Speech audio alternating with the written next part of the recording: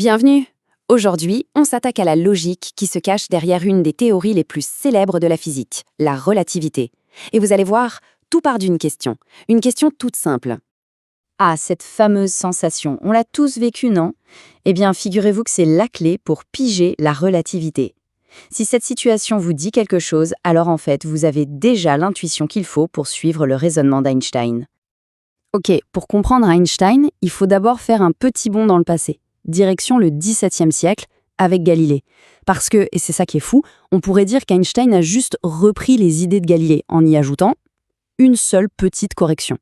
Mais attention, une correction qui a absolument tout changé. Galilée, il a imaginé un truc tout simple. Imaginez que l'on soit tranquillement sur la terre ferme ou sur un bateau qui avance à vitesse constante, eh bien les lois de la physique, elles, ne changent pas. Si on s'enferme dans une cabine de bateau, sans hublot, sans rien pour voir dehors, il est impossible de dire si on bouge ou si on est taqué. Impossible. Cette petite phrase, le mouvement est comme rien, elle résume une idée super profonde. Pour la physique, être immobile ou avancer en ligne droite à vitesse constante, c'est la même chose. Il n'y a aucune expérience qu'on pourrait faire pour voir la différence. Ça veut dire quoi? Ça veut dire que la vitesse, eh bien, c'est purement relatif. Bon, pour décrire tout ça proprement, les physiciens utilisent un mot un peu technique, le référentiel. Mais c'est pas si compliqué, c'est juste un point de vue. On peut imaginer ça comme un quadrillage géant qui remplit tout l'espace, avec une horloge à chaque coin. C'est notre système de mesure, quoi. La personne sur la plage, elle a son référentiel. Et la personne sur le bateau, elle a le sien qui se déplace avec le bateau. Donc, dans le monde de Galilée, qui est finalement le monde du bon sens, ça donne quoi? La vitesse est relative, ok. Mais attention, le reste, c'est du solide. L'espace, le temps, la simultanéité, tout ça, c'est absolu. Ça veut dire que, même si on n'est pas d'accord sur la vitesse d'un objet, on doit tous être d'accord sur la longueur d'un mètre ou sur la durée d'une seconde. Ces choses-là ne changent pas, peu importe comment on bouge. Ce sont des invariants, comme on dit. Et la conséquence logique de tout ça, c'est l'addition des vitesses. C'est hyper intuitif. Un train avance à 100 mètres par seconde.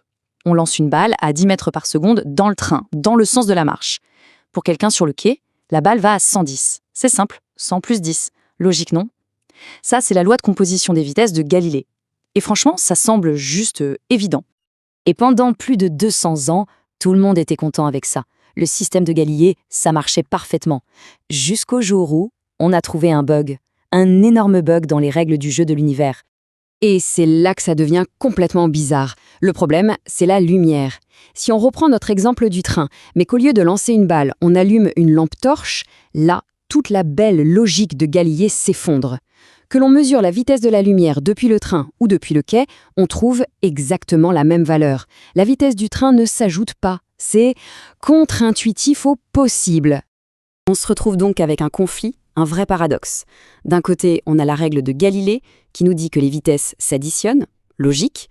De l'autre, on a la lumière qui s'en fiche complètement et qui va toujours à la même vitesse, c. C'était un vrai casse-tête pour les physiciens. Les deux règles ne peuvent pas être vraies en même temps. Et attention, ce n'était pas juste une idée en l'air, cette histoire de vitesse de la lumière constante. Non, non. D'abord, il y avait la théorie, les équations de Maxwell. La théorie la plus puissante de l'époque sur l'électricité et le magnétisme prédisait cette vitesse constante, c. Et puis, il y a eu l'expérience, la fameuse expérience de Michelson-Morley, qui a essayé par tous les moyens de mesurer une variation de cette vitesse à cause du mouvement de la Terre, et qui a échoué. C'était donc du solide.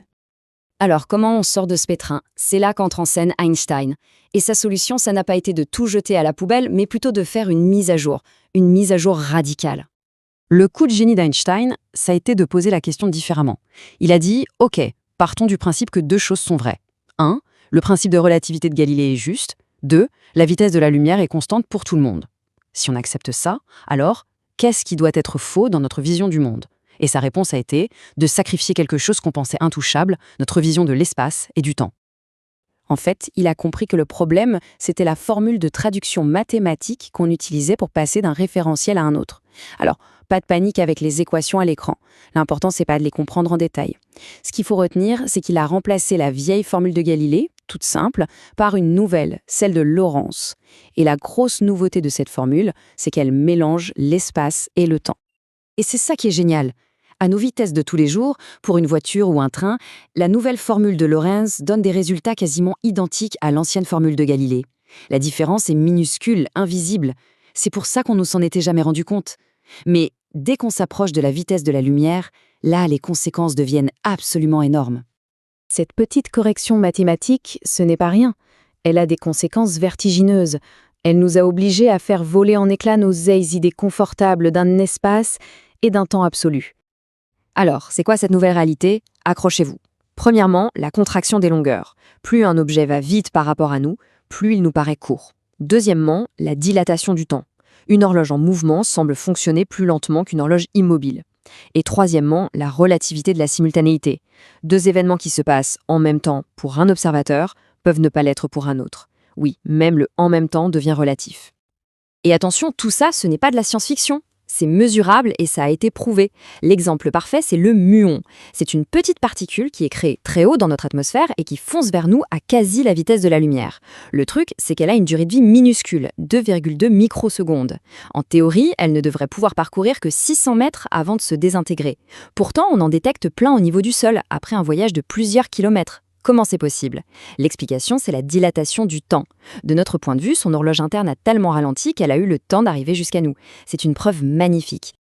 Les conséquences sont dingues, même pour une notion aussi basique que le maintenant. L'idée de se demander, tiens, qu'est-ce qui se passe en ce moment, là, tout de suite, sur Mars? Eh bien, cette question n'a plus vraiment de sens. Parce que le « en ce moment » dépend de notre vitesse, de notre référentiel. C'est vertigineux. Et tout ça, ça nous amène à l'une des expériences de pensée les plus connues de toute la physique, le fameux paradoxe des jumeaux. L'histoire est simple. On prend deux jumeaux. L'un reste tranquillement sur Terre, l'autre embarque dans une fusée pour un aller-retour dans l'espace à très, très grande vitesse. Le paradoxe, c'est que quand le jumeau astronaute revient, il est plus jeune que son frère resté sur Terre. Par exemple, pour lui, le voyage a duré 10 ans, mais sur Terre, 20 ans se sont écoulés. Alors, pourquoi ce n'est pas un paradoxe? La solution, elle est là sous nos yeux. C'est que leurs deux voyages ne sont pas du tout symétriques.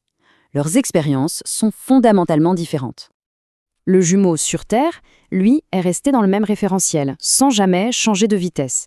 Mais le jumeau voyageur, lui, a dû faire quoi? Il a dû accélérer comme un fou, puis freiner, faire demi-tour et réaccélérer pour rentrer.